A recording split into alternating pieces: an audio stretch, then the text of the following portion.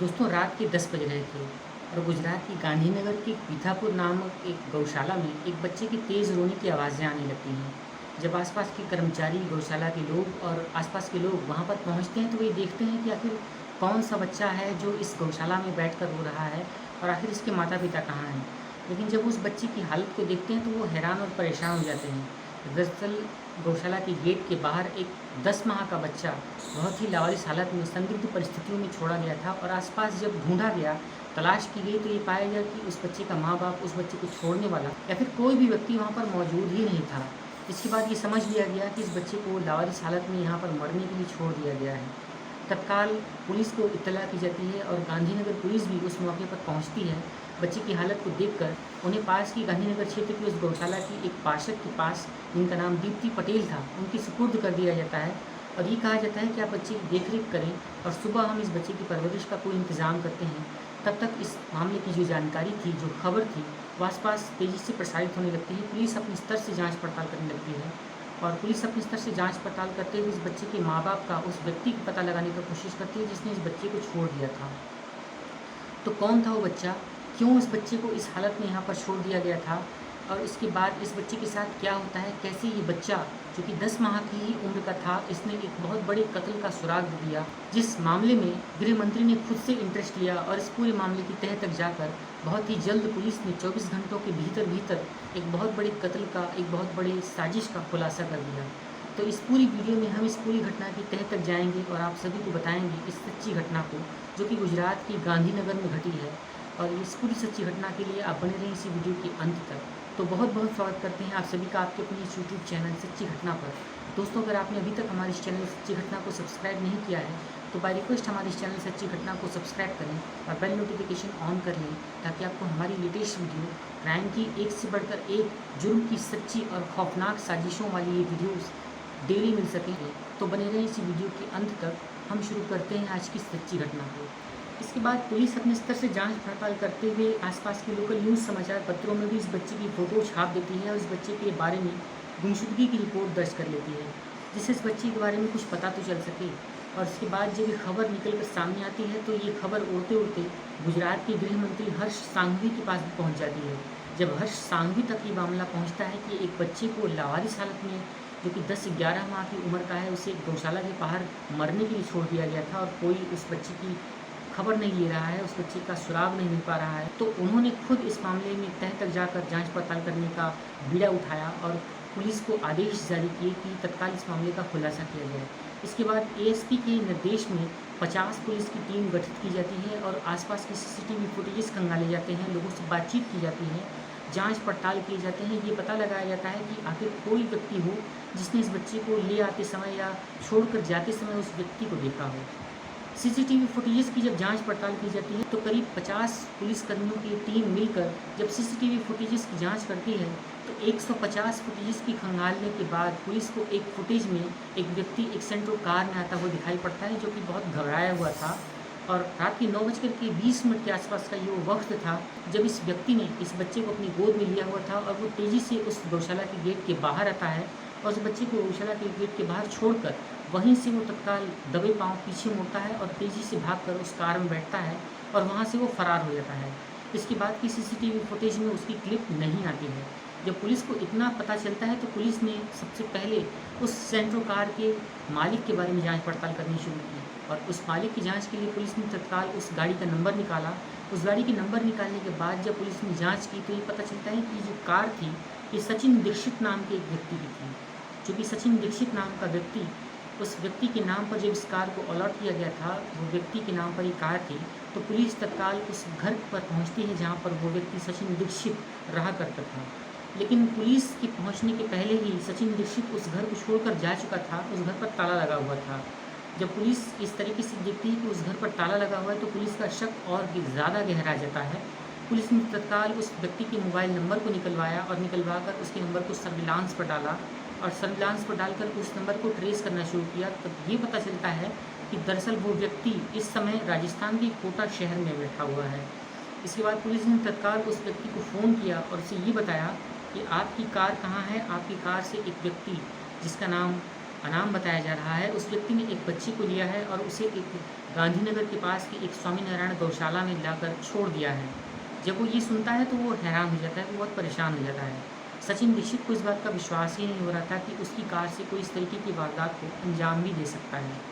दोस्तों, इसके बाद जब पुलिस ने सचिन को ये बताया कि उसकी कार से एक बच्चे को लावारिस हालत में छोड़ दिया गया है, तो पुलिस ने जब इस तरीके से कहा तो सचिन ने ये कहा कि जी हाँ, वो उसी का बच्चा है और उसका नाम शिवांश है। इसके बाद मैं बात कर रहा हूँ 10 अक्टूबर 2021 को, जब राजस्थान पुलिस की लोकल टीम की मदद से सचिन को कोटा से गिरफ्तार कर लिया जाता है और कोटा से गिरफ्तार करने के बाद गुजरात की गांधीनगर पुलिस उसे लेकर गांधीनगर आती है। जब गांधीनगर में वो आता है तो गांधीनगर में एक चौंकाने वाला खुलासा होता है, क्योंकि जब सचिन को गिरफ्तार किया गया था तो सचिन उस समय अपनी पत्नी अनुराधा और अपने 3 साल के बेटे के साथ और अपने माता पिता के साथ कोटा में पाया जाता है। जब सचिन से इस बारे में पूछताछ की जाती है तो सचिन ये कहता है कि दरअसल वो तो अपने माता पिता, अपनी पत्नी और अपने बच्चे के साथ उत्तर प्रदेश में दशहरा मनाने के लिए जा रहा है, और वो आखिर गांधीनगर क्यों जाएगा, उससे उसका क्या संबंध है। जब पुलिस ने उसे वो फुटेजेस दिखाई तो वो देखकर चौंक गया, वो बहुत हैरान हो गया। और इधर अनुराधा, जो कि सचिन की पत्नी थी, उसने ये कहा कि उसका बेटा शिवांश तो उसके पास है। इस तरीके से जब बात निकल कर सामने आती है और जब सचिन शिवांश के बारे में पूछने में गोल मटोल जवाब देने लगता है तो पुलिस का शक और ज़्यादा गहराने लगता है। और इधर अब अनुराधा भी इस बात को देखकर बहुत परेशान हो जाती है, उसे भी अब कहीं ना कहीं सचिन पर शक हो जाता है। तब एक जो पूरा घटनाक्रम निकल कर सामने आता है वो बहुत सबको चौंका कर और हिला कर रख देता है। तो इस पूरी सस्पेंस थ्रिलर और इस साजिश से भरी हुई इस सच्ची वारदात को पूरा वीडियो के अंत तक देखें, अंत आपको भी चौंका कर और हिला कर रख देगा। जब पुलिस अनुराधा से ये पूछती है कि आखिर आपने अपने बेटे शिवांश को एक गौशाला के बाहर क्यों छोड़ दिया, और क्या आपने ही अपने पति सचिन से ये कहा था कि इस बच्चे को जाकर गौशाला के बाहर छोड़ दें, तब सचिन और अनुराधा को उस बच्ची शिवांश की फ़ोटो दिखाई जाती है, जिसे देखकर अनुराधा ने साफ साफ इनकार कर दिया। वो ये मान ही नहीं रही थी कि ये उसका बेटा है, और उसने पूछने पर अपने बेटे शिवांश को पुलिस के सामने पेश किया और ये कहा कि ये उसका ये बेटा है, ना कि ये। इस बच्चे को तो वो आज फ़ोटो में पहली बार देख रही है। इसके बाद जब सचिन से पूछा जाता है तो सचिन इस बारे में गोल मोल जवाब देने लगता है। दोस्तों, इसके बाद जब सचिन से सख्ती से पूछताछ की जाती है तो सचिन ने बड़ोदरा के एक घर का पता बताया और कहा कि सचिन का ये जो बच्चा शिवांश था, जो गौशाला में पाया गया था, वो उसी बड़ोदरा के घर में रहता है। जब गांधीनगर की पुलिस ने बड़ोदरा पुलिस को फ़ोन किया तो बड़ोदरा की पुलिस उस जगह पर जाती है, उस फ्लैट में जाती है। जब फ्लैट का दरवाज़ा बंद था और पुलिस ने तोड़कर दरवाज़ा अंदर एंटर किया तो सामने ही एक सूटकेस पड़ा हुआ था और बहुत बदबू आ रही थी। तत्काल पुलिस ने उस सूटकेस को खोला तो वहाँ पर सिर्फ महिला की लाश मिलती है, जिसकी उम्र करीब 27-28 साल के आसपास थी। दिखने में वो बेहद खूबसूरत थी और उस कमरे में, उस फ्लैट में और कोई भी नहीं था। तत्काल पुलिस ने उस शव को कब्जे में लेकर पोस्टमार्टम के लिए भेज दिया। और इधर अब रहस्य और ज़्यादा गहराने लगता है कि आखिर कैसे सचिन को ये पता चला कि बड़ोदरा के इस फ्लैट में एक महिला की लाश है और ये महिला की लाश जो है वो सूटकेस में बंद है, और कैसे उसने इस पते को बताया, उस कत्ल से उस महिला के साथ सचिन का क्या रिलेशन है, और इस तरीके के तमाम सारे सवालात। ये बच्चा कौन है, इस बच्चे का इस सचिन से क्या संबंध है, और आखिर अनुराधा का बेटा शिवांश जब उसके पास है तो ये बच्चा कौन है जिसे सचिन अपना बेटा बता रहा है। इस तरीके के तमाम सारे सवालात जो थे वो हमारे और आपकी तरह पुलिस के मन में भी कौंध रहे थे। इसके बाद पुलिस ने सख्ती से जब सचिन से पूछताछ की तो सचिन ने पूरे जुर्म को कबूल कर लिया और ये बताया कि जो मृतका थी उस फ्लैट में रहती थी, बड़ोदरा के उस फ्लैट में रहने वाली उस मृतका का नाम हिना बताया जा रहा है। हिना नाम की इस महिला से सचिन का एक अवैध संबंध था, एक अवैध संबंध में रह रहा था, एक लिविंग रिलेशनशिप में रह रहा था, और वो प्रेमिका उस सचिन के बच्चे की माँ थी। और उस बच्चे को जिसने सचिन ने उसे गौशाला के बाहर छोड़ा था, वो बच्चा उसी प्रेमिका का बच्चा था। जब सचिन से इस बारे में पूछा गया कि आखिर तुमने उस महिला का कत्ल क्यों किया और इस बच्चे को लावारिस हालत में इतनी दूर गौशाला में आकर क्यों छोड़ दिया, तब सचिन ने बहुत चौंकाने वाले खुलासे किए। उसने ये बताया कि दरअसल उसकी प्रेमिका, जो कि उसके साथ ही रहा करती थी, उसका उससे एक बेटा था जिसका नाम शिवांश था, और अभी प्रेमिका उसके साथ शादी करने का लगातार दबाव बनाए हुई थी। और जबकि सचिन उस प्रेमिका हिना से शादी करना ही नहीं चाहता था, और जब वो शादी नहीं करना चाहता था और हिना बराबर दबाव दे रही थी, तो उसने हिना से पीछा छुड़ाने के लिए इस खौफनाक षड्यंत्र की साजिश को अंजाम देने के बारे में सोचा, और इस साजिश को एक भयानक तरीके से अंजाम दिया, जिसमें उस महिला हिना का कत्ल हो जाता है, एक बच्चा जो कि लावारिस हालत में गौशाला में पाया जाता है, और इधर सचिन चुपचाप अपने घर आकर रहने लगता है और ऐसा जताता है जैसे कहीं कुछ हुआ ही नहीं है। दरअसल सचिन ने कभी अपनी पत्नी अनुराधा और अपने परिवार में अपने माता-पिता को कभी इस बारे में जानकारी ही नहीं दी थी कि उसका एक और परिवार है, उसकी एक और प्रेमिका है जिसका नाम हिना है, उसका एक और बेटा है जिसका नाम शिवांश है। वो अपनी प्रेमिका हिना और शिवांश के साथ एक दूसरी जगह पर बड़ोदरा के एक फ्लैट में दर्शन सोसाइटी फ्लैट नंबर 102 में रह रहा है और इधर अनुराधा और अपने बेटे शिवांश के साथ अपने माता-पिता के साथ एक दूसरे घर में भी जो गांधीनगर में था, वहाँ भी रह रहा था। दरअसल सचिन दोहरी ज़िंदगी जी रहा था और हफ्ते में 5 दिन वो अपनी प्रेमिका और अपने बेटे शिवांश के साथ एक दूसरे फ्लैट में रहा करता था और हफ्ते में 2 दिन यानी शनिवार और रविवार को वो अपनी पत्नी और अपने माता-पिता के साथ अपने गांधीनगर वाले घर में रहा करता था। और सचिन ने कभी भी अपनी पत्नी अनुराधा को, अपने माता-पिता को इस बारे में कभी भनक ही नहीं लगने दी कि वो एक दूसरे महिला के साथ लिव इन रिलेशनशिप में रह रहा है। मैं बात कर रहा हूँ साल 2018 की, जब शादी के 3 साल पहले सचिन एक प्राइवेट कंपनी में एक असिस्टेंट मैनेजर के पद पर काम कर रहा था और उसी पद पर काम करते हुए उसकी मुलाकात एक हिना नाम की लड़की से होती है। ये हिना नाम की लड़की गुजरात के जूनागढ़ ज़िले के एक एरिया जिसे केशोद नाम से जाना जाता है, वो इसी केशोद की रहने वाली हिना थी और हिना के माता-पिता की पहले ही मृत्यु हो चुकी थी। इसलिए हिना केशोद को छोड़कर, जूनागढ़ को छोड़कर गुजरात के गांधीनगर आ जाती है और अहमदाबाद में रहकर जॉब करने लगती है और इसी जॉब को करते हुए इसी शोरूम में काम करने वाले असिस्टेंट मैनेजर सचिन के साथ इसकी बहुत अच्छी दोस्ती हो जाती है। शुरुआत में ये दोस्ती थी, ये खाने-पीने और घूमने-फिरने तक ही सीमित थी, लेकिन कब ये दोस्ती प्यार में बदल गई कुछ पता ही नहीं चला। इसके बाद सचिन और हिना ये दोनों मिलकर एक लिव इन रिलेशनशिप में रहने का फ़ैसला करते हैं और बड़ोदरा में एक फ़्लैट लेते हैं जहाँ पर ये दोनों अपने आप को पति-पत्नी बताते हैं और बड़ोदरा में ही इसी पति-पत्नी की तरह ये दोनों लिव इन रिलेशनशिप में रहना शुरू कर देते हैं। 2-3 साल बीत जाते हैं और अब सचिन और हिना का एक बेटा हो जाता है जिसे शिवांश नाम दिया जाता है। इस शिवांश का जन्म भी 10 दिसंबर 2021 को हुआ था और इसी 10 दिसंबर 2021 को उसका पहला जन्मदिन मनाया गया था। जब इस तरीके से ये ज़िंदगी गुज़र रही होती है और सचिन अपनी दोनों ही ज़िंदगियों को बराबर तरीके से जी रहा होता है, तो इसके बाद इसकी प्रेमिका सचिन के ऊपर दबाव डालने लगती है। जब शिवांश बड़ा होने लगता है तो प्रेमिका सचिन से बराबर ये कहने लगती है कि आखिर कब तक मैं ये दोहरी ज़िंदगी जीऊँगी और तुम मेरे साथ अब शादी कर लो और अपनी पत्नी को तलाक दे दो, मेरे साथ ज़िंदगी गुजारो। लेकिन सचिन अपनी पत्नी अनुराधा को तलाक देने के मूड में ही नहीं था। दरअसल वो अनुराधा के साथ रहना चाहता था, लेकिन हिना के साथ वो प्राइवेट तौर पर अपनी प्राइवेट पर्सनल ज़िंदगी जी रहा था। वो उसके साथ लिव इन रिलेशनशिप में सिर्फ मज़े ले रहा था और उसके साथ शादी करना चाहता ही नहीं था। लेकिन हिना जो कि अपने मन, धन और तन से सचिन को अपना पति मानती थी, वो उसके ऊपर बराबर दबाव दिए जा रही थी कि बराबर उससे शादी कर लो। इसी तरीके से एक रोज़ जब सचिन ने ये कहा कि वो अपने माता-पिता के साथ उत्तर प्रदेश जा रहा है, दशहरा मनाने के लिए जा रहा है, तो सचिन की पत्नी हिना ने, जो कि लिव इन रिलेशनशिप पार्टनर थी, उसने ये कहा कि वो भी उसके साथ चलना चाहती है और अपने बेटे शिवांश को भी साथ ले जाना चाहती है। लेकिन सचिन ने हिना और शिवांश को ले जाने से साफ-साफ इनकार कर दिया और ये कहा कि वो अकेले जाएगा, अपने माता-पिता को घुमाकर, अपनी पत्नी को घुमाकर लेकर चला आएगा। लेकिन अनुराधा का नाम सुनकर हिना गुस्से से बौखला जाती है और वो ये कहती है कि मान लो कि अगर वो साथ नहीं जाती तो क्या हुआ, लेकिन उसका बेटा शिवांश तो उसके साथ जा सकता है। वो घूमकर और उस मेले में उस दशहरे को घूमकर, उस दशहरे को मनाकर वापस घर चला आएगा। लेकिन सचिन शिवांश को भी अपने साथ नहीं ले जाना चाहता था। इसके बाद सचिन और हिना दोनों के बीच में बहुत तेज़ आपाधापी, बहुत गहमा-गहमी शुरू हो जाती है और बहसा-बहसी में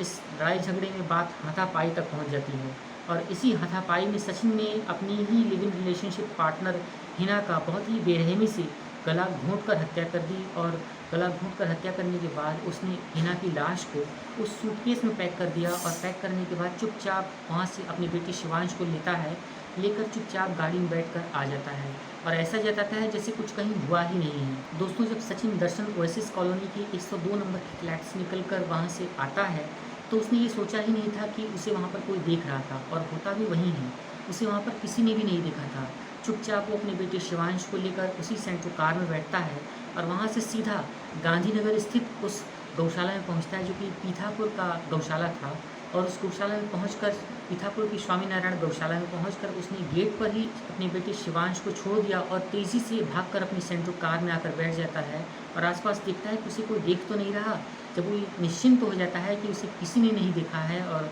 अंधेरे का वक्त है, 9:20 के आसपास का वक्त था जब इस तरीके की घटना को उसने अंजाम दिया था, तो तो चुपचाप वहाँ से निकलता है और निकलकर चुपचाप अपने घर आ जाता है और अपने घर से अपने माता-पिता, अपनी पत्नी अनुराधा और अपने बेटे को लेकर वहाँ से चुपचाप उत्तर प्रदेश के लिए निकल पड़ता है, जहाँ पर उसे दशहरा मनाने के लिए जाना था।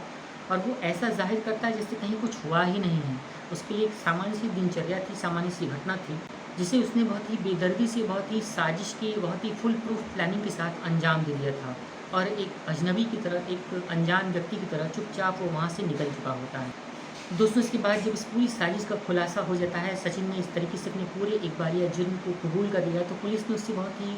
जांच पड़ताल करने के बाद बहुत ही सख्ती से पूछा और ये कहा कि तुमने अपने बेटे को गौशाला में छोड़ते समय एक बार भी नहीं सोचा कि आखिर उस बच्चे के साथ गौशाला में किस तरीके की घटना पेश आएगी। कहीं कोई उसे आवारा पशु, कोई आवारा जानवर नोच सकता है, कुत्ते उठा सकते हैं, कोई व्यक्ति उसका अपहरण कर सकता है, उसके साथ कोई दुर्घटना घट सकती है। और एक 10 माह के एक मासूम से बच्चे को छोड़ते समय क्या तुम्हें तनिक भी डर, शर्म या लज्जा नहीं आई? तो सचिन इसके जवाब में कुछ नहीं कहता है और अपना सर चुपचाप शर्म से झुका लेता है। इसके बाद सचिन की पत्नी अनुराधा, जिसे इस पूरे मामले की सच्चाई पता चल चुकी थी, वो सचिन से बहुत ज़्यादा लड़ने लगती है, बहस करने लगती है। ये कहती है कि तुमने मुझे धोखा दिया है, तुमने मुझे कभी सच नहीं बताया और तुम इस तरीके से दोहरी ज़िंदगी जी रहे थे। मैं तुम्हारे साथ नहीं रहना चाहती हूँ। और इस तरीके की तमाम सारी वारदातों को तुमने अंजाम दिया होगा। और पुलिस भी इस तरीके की वारदातों के लिए सचिन के बारे में उसके रिकॉर्ड को ढूंढने लगती है और सचिन की ये जो बेटा था शिवांश, उसका डीएनए रिपोर्ट लेती है। उस डीएनए को मेडिकल साइंस में फॉरेंसिक लैब में भेज दिया जाता है और उस मृतका का भी पोस्टमार्टम किया जाता है। उसके भी कत्ल के जो उसका भी जो गला दबाकर कत्ल किया गया था, उसके भी फिंगरप्रिंट्स के निशान लिए जाते हैं। और इस तरीके से अपने बेटे शिवांश के डीएनए रिपोर्ट और उस मृतका के गले पर जो सचिन के हाथों के निशान थे, उनको मिलान किया जाता है, जिससे ये सिद्ध हो सके कि सचिन ने ही अपनी प्रेमिका का गला दबाकर बेरहमी से हत्या किया है और वो जो बच्चा था जिसे उसने गौशाला में छोड़ा था, वो सचिन का ही बच्चा है और सचिन के डीएनए से उस बच्चे का डीएनए बराबर मैच खा रहा है। और इस तरीके से जब पूरा इकबालिया जुर्म सचिन ने अपने मुंह से ही कबूल कर लिया था, तो पुलिस ने उसे माननीय न्यायालय के समक्ष पेश किया, जहां पर पुलिस ने उसे 10 अक्टूबर को न्यायालय के समक्ष पेश किया, जहां पर न्यायालय ने उसे 3 दिन की न्यायिक रिमांड पर भेज दिया, जहां पर उसे पुलिस ने 14 अक्टूबर तक अपनी हिरासत में लेकर सघन पूछताछ की, सख्ती से पूछताछ की। और इस मामले में कई सारे तथ्य अभी ऐसे आने बाकी हैं जिसका खुलासा होना अभी भी बाकी है। दोस्तों, और इधर 10 दिसंबर 2020 को जो कि मृतका के पिता थे, जिनका नाम महबूब था, उन्होंने अहमदाबाद के पाथीराम थाने में ही अपनी बेटी की कत्ल की जो जिम्मेदारी थी उसका जिम्मेदार सचिन को बताया और उसके खिलाफ नामजद एफआईआर दर्ज करवाई। और इधर सचिन के खिलाफ पर्याप्त सबूत मिलने, सचिन के डीएनए रिपोर्ट के मैच खाने और मृतका के गले पर जो नाखून के निशान थे, जो हाथ के फिंगरप्रिंट्स के निशान थे, उनके मैच खाने से और एफआईआर कॉपी के दर्ज होने से सचिन के खिलाफ एक पुख्ता सबूत बन जाता है, जो कि सचिन को सज़ा दिलाने के लिए काफ़ी था। इसके बाद सचिन को गिरफ्तार करके जेल भेज दिया जाता है और इधर जो एक मासूम सा बच्चा शिवांश था, उसे 10 दिसंबर 2021 को उसने पहला जन्मदिन जो कि शिशु गृह में मनाया। और एक अनाथ बच्चे ने जब 10 दिसंबर 2021 को अपना पहला जन्मदिन केक काट कर मनाया, तो सभी रोने लगे। सभी इस बात से बहुत दुखी थे कि इस बच्चे की ज़िंदगी का आखिर कौन सा मोड़ ले आया है, इसका भविष्य कैसा होगा, कि आखिर इस बच्चे की माँ का कत्ल हो चुका है, इस बच्चे के पिता ने ही इस बच्चे की माँ का कत्ल कर दिया है, इसका पिता जेल में है, इसकी माँ मर चुकी है और अब इसका जो भविष्य है वो अंधकारमय है, इसका कोई जानने वाला नहीं है, इसे कोई संभालने वाला नहीं है और अब आगे इस बच्चे का जो भविष्य होगा वो भगवान भरोसे ही है। तो दोस्तों, इस तरीके से जो पूरा मामला था वो निकल कर सामने आया और पुलिस ने इस मामले का खुलासा बहुत जल्द 24 घंटों के भीतर ही कर दिया और इस मामले का पटाक्षेप हो जाता है। इस तरीके से एक हंसता खेलता परिवार, जिससे सचिन के हवस, लालच और सचिन की साजिश के कारण दुख उठाने पड़े, उनकी ज़िंदगी बर्बाद हो गई, 2 परिवार उजड़ गए। अनुराधा के साथ साथ उस हिना की भी ज़िंदगी ख़त्म हो गई, उजड़ गई और इस तरीके से एक हंसता खेलता परिवार पूरी तरीके से बर्बाद हो गया। दोस्तों, कमेंट करके आप अपनी राय सचिन के बारे में और इस पूरे केस के संबंध में क्या कहना चाहते हैं ज़रूर बताइएगा। और अगर आप सच्ची घटना चैनल पर नए हैं तो इस चैनल को सब्सक्राइब करें, इस वीडियो को ज़्यादा से ज़्यादा लाइक करें, शेयर करें। तो दोस्तों, मैं आपसे ये कहना चाहता हूँ कि इस पूरी घटना को सुनाने का जो उद्देश्य था वो किसी को भी परेशान करना, किसी का भी दिल दुखाना कतई नहीं है। दरअसल हम आपके समाज में घटित इस तरीके की वारदातों को बताकर आप सभी को जागरूक करना चाहते हैं, ये बताना चाहते हैं कि आपके आसपास इस तरीके की सनकी लोग, इस तरीके के हवसी लोग साजिश को अंजाम दे रहे होते हैं। जिसे आसपास के पड़ोसी और आसपास के लोग भी नहीं समझ पाते हैं। पड़ोसियों से पूछताछ में पड़ोसियों ने तो ये भी कहा कि जब भी ये दोनों उस घर में होते थे, उस दर्शन ओएसिस सोसाइटी के उस फ्लैट नंबर 102 में रहा करते थे, तो उस फ्लैट से सिर्फ कूड़ा फेंकने के लिए ही उस फ्लैट का दरवाज़ा खुलता था। इसके बाद दोनों दिन भर अंदर रहा करते थे। ये पता ही नहीं चलता था कि आखिर ये दोनों अंदर कर क्या रहे हैं, और इस तरीके से कभी किसी को पता ही नहीं चला कि ये दोनों लिव इन रिलेशनशिप में हैं। दरअसल वो सभी लोग इसे एक परिवार समझते थे, पति पत्नी समझकर ये समझ रहे थे कि ये लोग एक पति पत्नी हैं, एक कपल हैं और एक ज़िंदगी जी रहे हैं। तो इस तरीके से भी संदिग्ध घटनाएं, इस तरीके से भी वारदातें हमारे आसपास घटती हैं जिनका हमें पता ही नहीं चलता। जागरूक रहने की ज़रूरत है, अपने आसपास के एरियाज़ पर नज़र रखने की ज़रूरत है और संदिग्ध घटनाओं पर तत्काल एक्शन लेने की ज़रूरत है। तो दोस्तों, एक नई सच्ची घटना के साथ, एक नई वीडियो के साथ मैं फिर मिलूँगा। तब तक के लिए आप सभी अपना अपना ख्याल रखें, अपने आसपास के माहौल पर नज़र बनाए रखें और सुरक्षित रहें। जय हिंद, वंदे मातरम।